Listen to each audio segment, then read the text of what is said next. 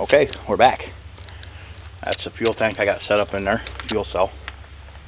That's just an overflow tube here. Not overflow, but vent tube.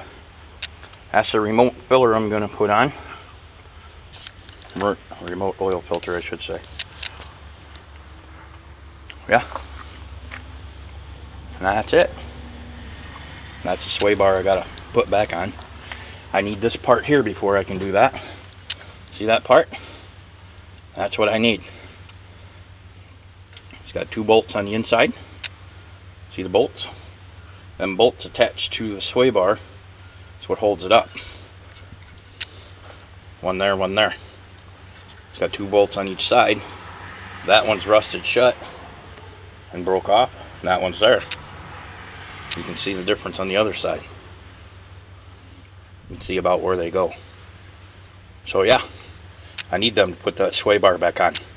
This sits up like this inside the lower rear control arm. I need that part badly. I can't put that back on till I get them. Alright, that's it for today, folks. See ya.